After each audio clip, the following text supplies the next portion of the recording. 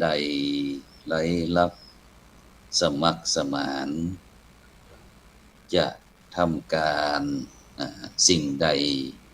ย่อมไร้ผลแม้นชาติย่อยยับอับจนบุคคลจะสุขอยู่อย่างไรสมานสามัคคีฮือดีอยู่จะสู้ศึกศัตรูทั้งหลายใดควรคิดจำนงจงใจเป็นไทยจนสิ้นดินฟ้าสลายขอกล่าวว่าธรรมะสวัสดีกับบรรดาท่านผู้ฟังแล้วก็ท่านผู้ชมทุกท่านที่กำลังติดตามรายการธรรมะรับอรุณตั้งจ้องธรรมะเป็นทีมทีวีสากลซึ่งในเจ้าวันนี้ก็เป็นเจ้าวันพฤหัสบดีที่15เดือนพฤษภาคมปีพุทธศักราช2568ซึ่งในเจ้าวันนี้เก่ากับผมธรรมภาคพระครูโสพลปริยัติก็ได้นำรายการธรรมะรับอรุณมาพบกับบรรดาท่านผู้ฟังท่านผู้ชมซึ่งตามปกติเจ้านี้ก็จะเป็นตารางจัดรายการของท่านอาจารย์พระครูสุชาติธรรมาวุฒิจากวัดเหล่ายางอำเภอแม่วางจังหวัดเชียงใหม่พอดีวันนี้ท่านอาจารย์ติดศาสนกิจนอกพื้นที่ฉะนั้นก็ระบบก็ใครเสถียรสักเท่าใดเป็นว่านะก็ฉะนั้นก็ขอความเมตตาได้ช่วยเป็นธุระเป็นภาระในการจัดรายการกำหนึ่งเป็นว่านะวันนั้นอาทิตย์วันพักหน้าเป็นว่านะจะขอแก้ตัวใหม่ ก็บ่เป็นอย่างครับเพราะว่าแน่นอนละคณะครูบาอาจารย์เฮานั้นก็ภารกิจหนักหนาฟ้าฟาดเพราะว่าวัดตามข้างนอกบ้านนอกเฮานี่ก็ส่วนมากก็จะมีสักรูป2รูปนะซึ่งก็จำเป็นที่จะต้องดูแลคณะสัตยาญาติโยมลูกศิษย์ลูกหาต่างๆนะฉะนั้นก็เป็นภารกิจที่ยิ่งใหญ่เช่นเดียวกันฉะนั้นก็ในเจ้านี้ก็ยินดีกับดีถวายเวลาให้นะเพราะว่าตะกี้นั้นก็ได้กับตั้งสำนักวิปัสสนาจารย์ภาคเหนือวัดพระธาตุสีจอมทองว่าปีนี้โครงการพระวิปัสสนาจารย์ภาคเหนือรุ่นที่15นะประจำปี2568นะซึ่งมีกำหนดการว่าจะเริ่มอบรมตั้งแต่วันที่22พฤษภาคมนี้เป็นต้นไปจนถึงวันที่5กรกฎาคมแล้วก็ได้ประกาศรายชื่อจำนวนคณะครูบาอาจารย์ที่จะเข้าอบรมโครงการพระวิปัสสนาจารย์ภาคเหนือที่จะสืบสานแล้วก็ต่อยอดตามเจตนาของพระเดชพระคุณหลวงปู่พระพรหมมงคลหลวงปู่ทองสิริมังคโลอดีตเจ้าอาวาสวัดพระธาตุสีจอมทองอดีตที่ปรึกษาเจ้าคณะภาค7อดีตประธานคณะกรรมการขับเคลื่อนโครงการหมู่บ้านรักษาศีล5คนเหนือแล้วก็เป็นบูรพาจารย์สายวิปัสสนาของคณะสงฆ์ไทยเฮาซึ่งปีนี้ก็ได้ประกาศบรรดาผู้ที่มีรายชื่อได้รายงานตัวตั้งแต่วันที่20เป็นต้นไปนะครับเวลา 9 โมงนะครับที่อาคารพระสัทธรรมวัดพระธาตุสีจอมทองนะครับซึ่งหลายโดยเฉพาะคณะครูบาอาจารย์ที่อบรมซึ่งก็จะมีด้วยกัน3สูตร3หลักสูตรก็คือหลักสูตร45วันหมายถึงผู้ที่บ่เคยเข้าร่วมโครงการนะครับแล้วก็รุ่น1รุ่น หลักสูตรที่2ก็คือ90วันก็หมายถึงว่าผู้ที่เข้าร่วมอบรมพระวิปัสสนาจารย์คนเหนือหรือว่าภาคเหนือของเขาไปครั้งแล้วกลับมารอบนี้ก็เป็นรอบที่2ก็เป็น90วันส่วนหลักสูตรที่3ก็คือ120วันนะ120วันนั่นก็คณะครูบาอาจารย์ที่ผ่านการอบรมครั้งที่1ครั้งที่2นะแล้วก็ครั้งนี้เป็นการถ้าครั้งที่2ต่อไปนั่นก็เป็นเรื่องการทวนญาณนะแล้วก็ครั้งที่3ก็เป็นทวนญาณเช่นเดียวกันนะฉะนั้นก็มีหลักสูตรตั้งแต่45วัน90วันแล้วก็120วันซึ่งปีนี้นั่นก็เก้ากับผมตมาภาพพระครูโสพลปริยัตินั่นก็สมัครไปด้วยเพื่อนอยู่ว่า120วัน120วันเพื่อที่จะเข้าไปประสานงานเกี่ยวกับเรื่องพระวิปัสสนาจารย์คนเหนือหรือภาคเหนือของเขาซึ่งก็สนองงานของหลวงปู่ที่พระเดชพระคุณหลวงปู่นั้นได้เมตตาต่อผู้ดำเนินรายการโดยเฉพาะเพราะว่าจะเป็นเรื่องทุนการศึกษาการทุนการทำงานการซึ่งโดยเฉพาะปีนี้ก็อันจบดุษฎีบัณฑิตอาจารย์ของสาขาปัญญาที่มหาวิทยาลัยมหาจุฬาลงกรณ์มหาวิทยาลัยเขตเชียงใหม่ก็เลยถือโอกาสที่จะเข้าปฏิบัติธรรมถวายแก่หลวงปู่พระพรหมมงคลหลวงปู่ทองสิริมังคโลนะพร้อมถึงบูรพาจารย์ต่างๆสัก45วันนี่นะจากนั้นก็คณะครูบาอาจารย์รูปไหนนะครับที่สนใจนะครับเพราะว่าปีนี้นั้นถามทางเจ้าหน้าที่บอกว่าโอ้ปีนี้เยอะน้อยหนึ่งนะครับนั่นเรียนท่านอาจารย์จุบุญวสีศิลปะอาจารย์บอกว่าปีนี้นักเรียกว่าปูกันว่านะจากนั้นก็แล้วแต่นะครับคณะครูบาอาจารย์ที่ทำการทำงานอยากจะไปพักผ่อนนะครับชาร์จแบตเตอรี่นะครับแล้วก็เสร็จจากโครงการเขาก็ทำงานต่อสนองงานพระพุทธศาสนาคณะสงฆ์ไทยต่อไปก็นิมนต์นะครับแต่บอกว่าโครงการจะฮับได้ต่อใดนะครับตอนนี้ก็ประมาณเกือบ200ลูกนะครับเกือบ200ลูกนะครับฉะนั้นก็เลยนำข่าวมาแจ้งประชาสัมพันธ์ให้คณะครูบาอาจารย์ที่จะเข้าร่วมโครงการอบรมพระวิปัสสนาจารย์ผลเหนือหรือว่าภาคเหนือของเขาเนี่ยตั้งแต่รุ่นที่15นี่ก็อันประมาณวันเกือบ200ลูกนะครับเริ่มตั้งแต่วันที่22พฤษภาคมเป็นต้นไปนะครับจนถึงวันที่5กรกฎาคมแล้วก็วันที่10เขาก็จะ10กรกฎาคมก็จะเข้าพรรษานะครับฉะนั้นก็พุทธ45วันก็ขออันคณะศรัทธาญาติโยมบรรดาท่านผู้ฟังท่านผู้ชมเด้อที่ตั้งรายการธรรมะรับอรุณกาหรือว่าช่องธรรมะเป็นที่ของเขาก็ติดตามรายการตามปกติติดตามรายการตามปกติฉะนั้นก็ธรรมะรับอรุณสวัสดีกับบรรดาท่านผู้ฟังท่านผู้ชมที่ติดตามตั้งFacebook บอกว่าจะเป็นที่ตั้งท่านอาจารย์พระครูอภิวัฒนวิกรมรองเจ้าคณะอำเภอวัดปากทางเจริญได้รอซึ่งวันนี้บอกว่านัดพระนักจัดรายการพร้อมตึงบรรดาคณะครูบาอาจารย์คณะศรัทธาญาติโยม FC ต่างๆวันนี้ก็จะทำบุญบำเพ็ญบุญบำเพ็ญกุศลเพื่อที่จะอุทิศถวายแก่ท่านอาจารย์พระมหาวิษณุจารุธรรมโมอดีตเจ้าวาดวัดเจ็ดรินอำเภอเมืองเชียงใหม่ซึ่งวันนี้ก็รู้สึกว่าประมาณบ่ายโมงกันเนาะวันนี้นะบ่ายโมงซึ่งก็การบำเพ็ญบุญบำเพ็ญกุศลท่านอาจารย์อุทิศถวายแก่ท่านอาจารย์พระมหาวิษณุจารุธรรมโมนี่ก็กัลยาณมิตรของพระครูโสพลปริยัติเหมือนกันนะซึ่งก็พยายามที่จะไปส่งกระแสกำลังใจกำลังศรัทธาถวายแก่ท่านอาจารย์เหมือนกันนะซึ่งตั้งแต่วันที่13ถึงวันที่17เนาะ17นี่ก็มีการบำเพ็ญบุญบำเพ็ญกุศลศพมีการฟังพระธรรมเทศนาแล้วก็สวดพระอภิธรรมทุกคืนทุกคืนแล้วก็วันที่21ถึงวันที่22มิถุนายนหลังจากที่18นี่ก็จะปิดศพก่อนเพื่อว่าเก็บไว้ก่อนเพื่อที่จะเปิดทำบุญทำกุศลครบ50วันก่อนในวันที่21 22มิถุนายน50วันแล้วก็วันที่9ถึงวันที่10สิงหาคมก็จะทำบุญ100วันส่วนการประชุมพงเพิงพี่น้องหรือว่าพิธีพระราชทานเพลิงศพจะได้ก็เดี๋ยวจะนำข่าวมาแจ้งให้กับบรรดาท่านผู้ฟังท่านผู้ชมนี่ได้รับฟังแล้วก็วันนี้ก็หลังจากที่ภาคบ่ายแต่ว่านี้ได้ตั้งสสนะได้มีการจัดประชุม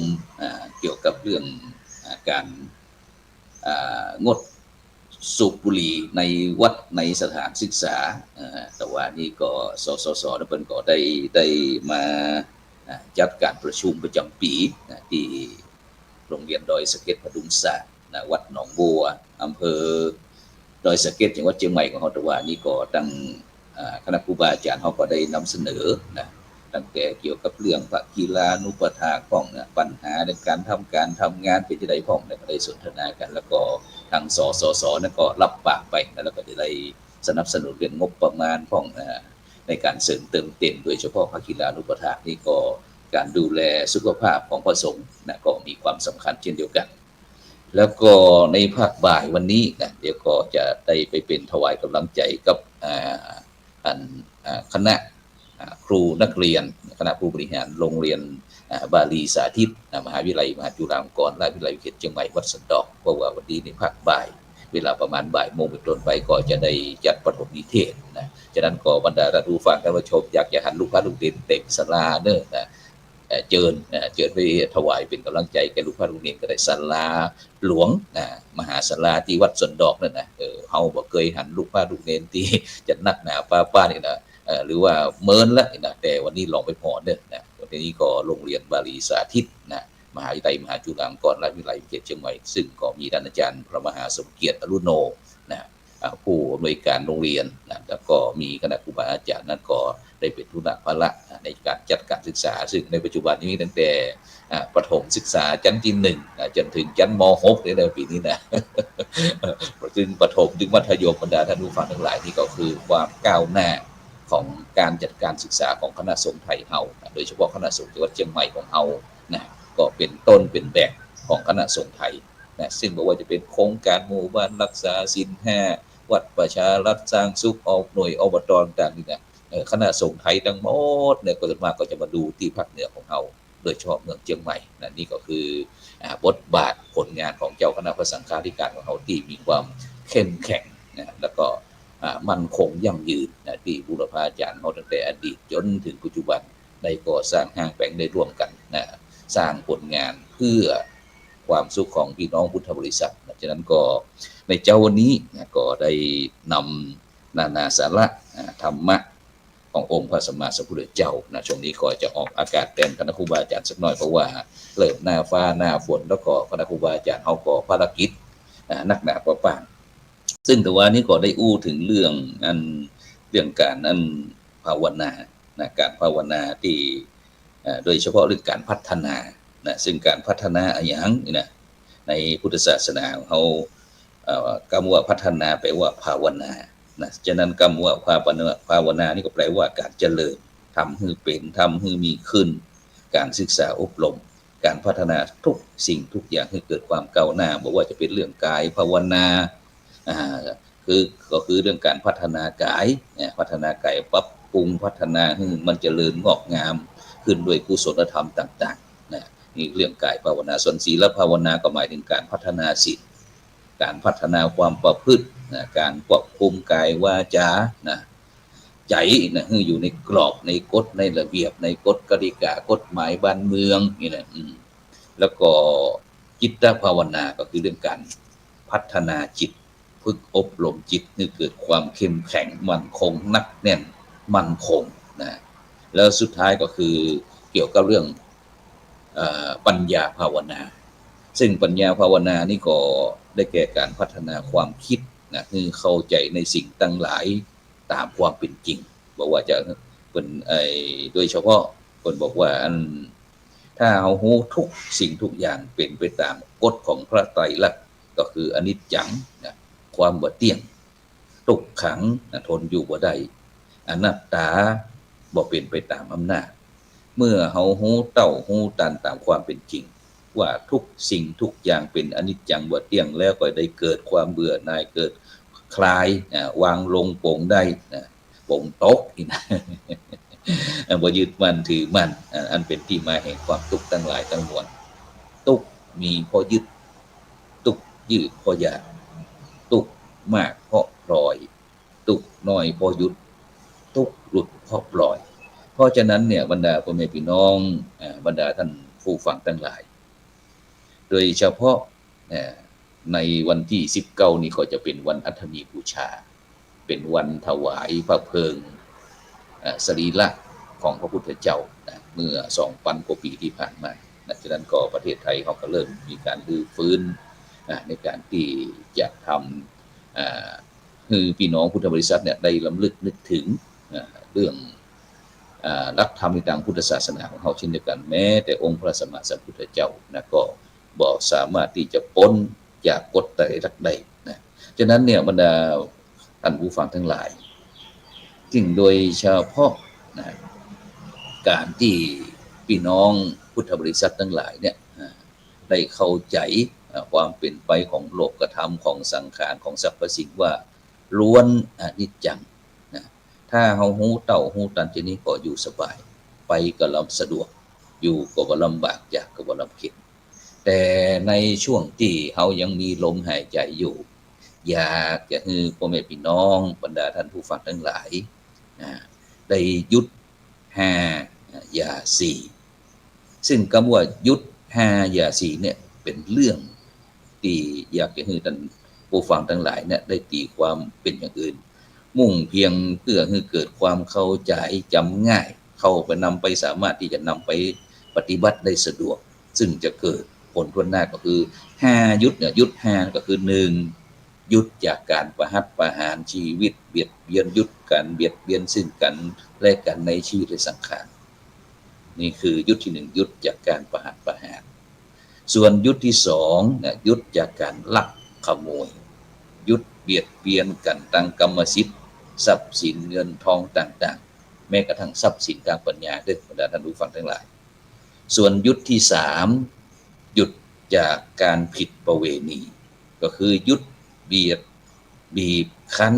กันทางจิตใจในคนฮักกู้ฮักแล้วก็หยุดที่4คือหยุดจากการกล่าวเท็จก็คือหยุดเบียดเบียนกันทางสัจจะอันจะเป็นเหตุบ่ฮือเชื่อถือแล้วก็บ่นับถือซึ่งกันและกันแล้วก็หยุดสุดท้ายก็คือหยุดจากการเสพสิ่งมึนเมาโดยเฉพาะในปัจจุบันนี้ปัดทบ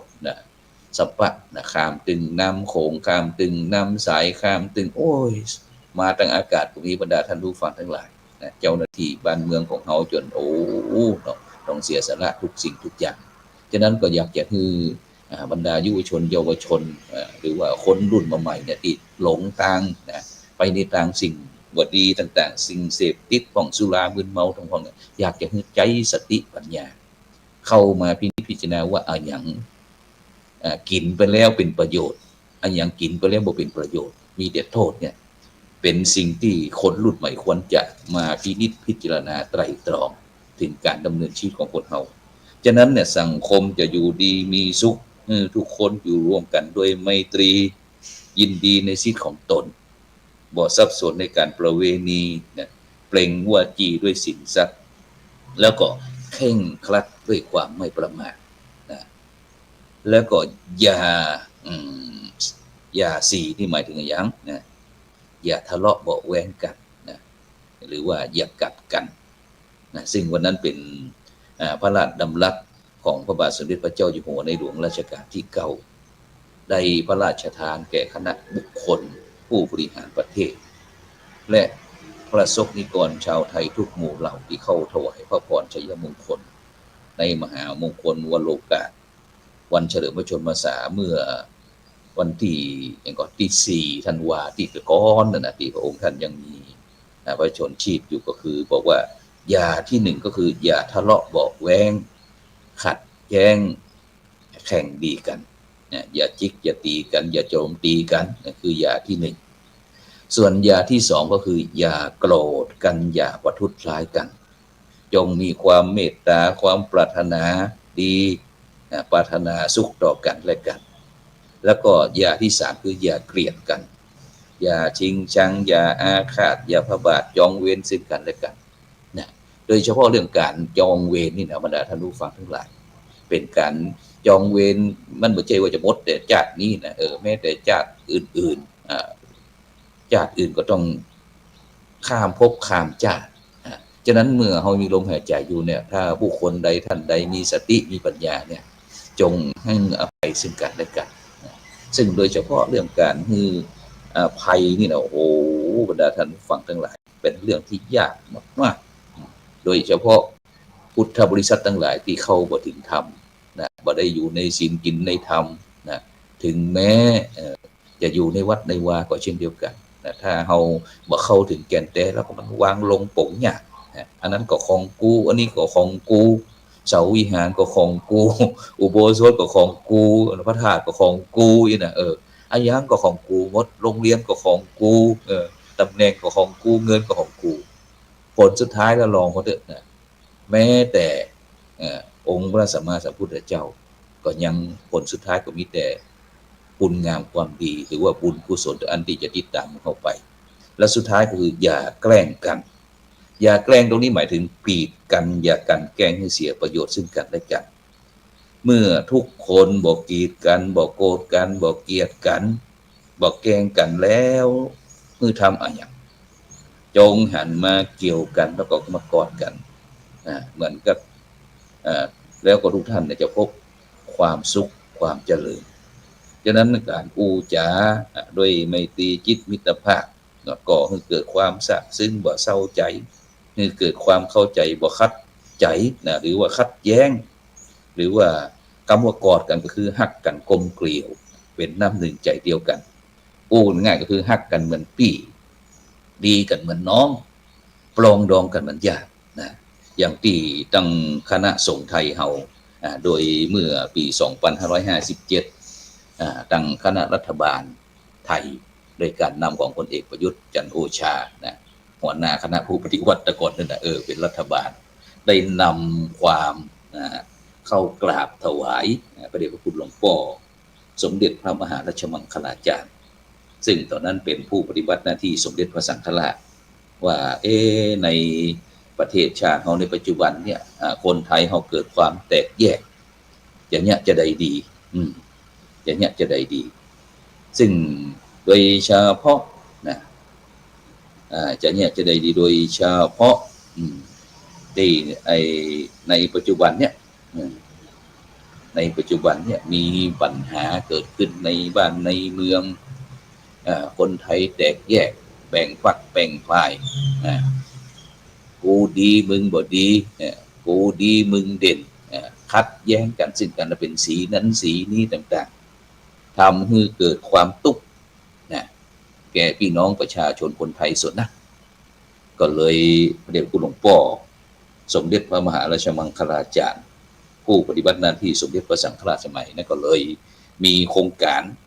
หมู่บ้านรักษาศีลห้าซึ่งโดยเฉพาะหมู่บ้านรักษาศีลห้าเนี่ยบรรดาท่านผู้ฟังทั้งหลายก็เริ่มมาตั้งแต่ปี2557นะซึ่งพระครูโสพลนั้นก็ปริยัตินั้นก็ได้มีโอกาสเป็นสนองงานคณะสนองงานตั้งแต่ปี2557เป็นต้นมาจนถึงปัจจุบันเนี่ยนะตามโครงการพัฒนาโครงการ20 ปีในบรรดาท่านผู้ฟังทั้งหลายตอนนี้ผ่านไป11 ปีแล้วนะตั้งแต่ปี57เป็นต้นมาแล้วก็โดยเฉพาะปีนี้นะแล้วก็คนเหนือของเฮาคนเหนือของเฮานี่ประธานคณะกรรมการขับเคลื่อนนะโครงการหมู่บ้านรักษาศีล5ก็ตั้งแต่ประถมประธานก็คือพระเดชคุณหลวงปู่พระพรหมมงคลหลวงปู่ทองสิริมังคโลตั้งแต่ปี2557เป็นต้นมาเสร็จพอพระเดชคุณหลวงปู่ได้ละสรีระสังขารก็พระเดชคุณหลวงพ่อพระธรรมเสนาบดีเจ้าคณะภาค7ปัจจุบันเนี่ยได้ดำรงตำแหน่งปีหนึ่งเสร็จแล้วก็ภารกิจของพระเดชคุณหลวงพ่อนั้นนักหนาป้าก็ตั้งคณะกรรมการโครงการหมู่บ้านรักษาศีล5ก็ได้ตั้งประธานรูปใหม่ก็คือพระเดชคุณหลวงพ่อพระเทพรัตนยายกเจ้า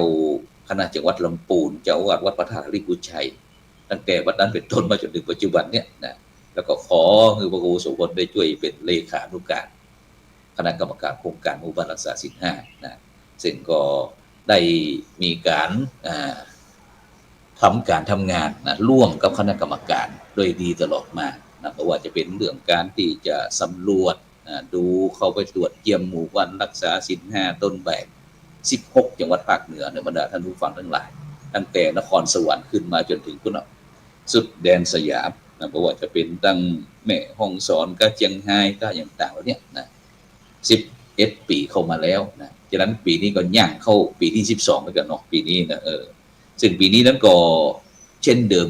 นะเช่นเดียวกันก็จะมีการตรวจเยี่ยมโครงการหมู่บ้านรักษาศีล5ในนามของคณะสงฆ์คณะกรรมการโครงการหมู่บ้านรักษาศีล5ซึ่งแต่ละจังหวัดนั้นก็ได้คัดกรองเอาหมู่บ้านรักษาศีล5ต้นแบบของแต่ละจังหวัดเนี่ยนะยัดให้คณะกรรมการนั้นลงไปตรวจเยี่ยมนะโดยเฉพาะจังหวัดเชียงใหม่เฮาปีนี้นั้นก็พุ่นอำเภอแม่เจียงบ้านทับ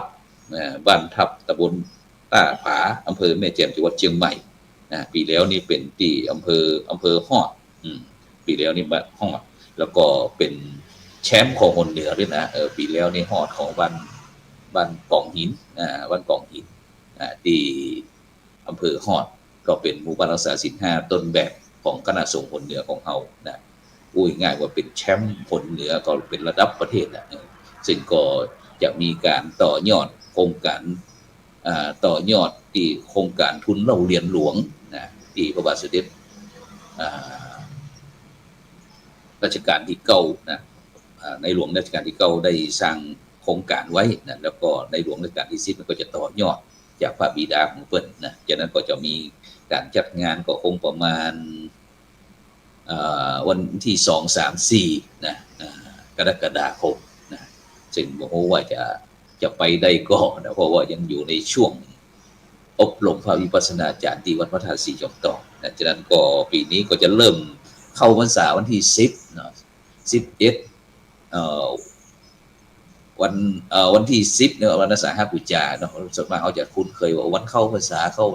แต่นี่คอดเข้าพรรษาแต่ก็คือแรม1ค่ำก็คือวันที่11นะแล้ว11เข้าพรรษาวันที่10นี่เข้าพรรษาเจ้าบ้านนี่เนาะบ่อุ้ยฮ้องที่นั้นวันที่11นี่ก็เป็นวันเข้าพรรษาของพระสงฆ์องค์เน้นที่จะมีการอธิษฐานจำพรรษาว่าตลอด3เดือนเนี่ยบ่ไปหั่นไปนี่เว้นแต่มีกรณีที่มีกิจสำคัญเพิ่นก็มีอันข้อแม้กันนะบรรดาท่านผู้ฟังทั้งหลายฉะนั้นก็พ่อแม่พี่น้องศรัทธาญาติโยมก็เตรียมเด้อนะเตรียมที่จะเข้าพรรษาได้แล้วนะปีนี้เข้าพรรษาเว้ยน้อยหนึ่งเดือนกรกฎาคมวันที่10นะ10วันอาสาฬหบูชาวันอาสาฬหบูชาวันที่11วันเข้าพรรษานะฉะนั้นก็แจ้งล่วงหน้าแล้วก็ส่วนโครงการหมู่บ้านรักษาศีล5เฮานี่ก็จะเริ่มตั้งแต่วันที่16กรกฎาคมเลยบรรดาท่านผู้ฟังทั้งหลาย16นี่ไปที่อุตรดิตถ์นะ17นี่ไปที่พิษณุโลก16 17แล้วก็วันที่21ไปที่ตาก22ไปที่สุโขทัยนะวันที่29กรกฎาคมนี่ไปที่จ่องลมสุมเม่นแปะนะวันที่30กรกฎาคมนี่บ้านต้นฝายนะจังหวัดน่านเวียงสาน่านนะวันที่5สิงหานี่ก็บ้านสถานพะเยาวันที่5สิงหานี่ก็4สิงหาที่พะเยาวันที่5สิงหานี่จังหวัดเชียงราย13สิงหานี้ลำปาง14สิงหาลำพูน18สิงหานี่เชียงใหม่ปีนี้เชียงใหม่เด้อนะบ้านไร่หมู่10ตำบลตาผาอำเภอแม่แจ่มจังหวัดเชียงใหม่วันที่19สิงหานี่ก็บ้านแม่เติงในแม่ฮ่องสอน25สิงหานี่ก็จะเป็นบ้านลัดเมืองเพชรบูรณ์นี่ก็สีเทพนะเมืองเก่าวันที่26สิงหานี่ก็จังหวัดวัดทับค้อพิจิตรนะ27สิงหาก็แม่วงนครสวรรค์แล้วก็ปิดท้ายที่28สิงหานี่ก็บ้านถาวรวัฒนาอำเภอทรายทองวัฒนาจังหวัดกำแพงเพชรปิดที่กำแพงเพชรนะฉะนั้นก็วันนี้ก็นำนานาสาระพร้อมถึงโครงการหมู่บ้านรักษาศีล5พวกอย่างพวกมามาจากให้กับบรรดาท่านผู้ฟังท่านผู้ชมหน่อยฉะนั้นก็ไปมาเวลาหมดกันแล้วเวลาหมดเวลาก็จะเป็นที่จะต้องนำในการจากบรรดาท่านผู้ฟังไปก่อนขอบคุณอนุโมทนากับทุกท่านนะที่ได้ส่งข้อความมาทางอินบ็อกซ์นะซึ่งก็ต้องขอบคุณอนุโมทนานะทุกท่านนะในเจ้าวันนี้ก็นำรายการธรรมะรับรู้จากบรรดาท่านผู้ฟังไปก่อนนะกินข้าวรับน้ำเหลวทุกผู้ทุกคนสำหรับในเจ้านี้ขอกล่าวเขาว่าธรรมะรับอรุณสวัสดีขอเจริญพร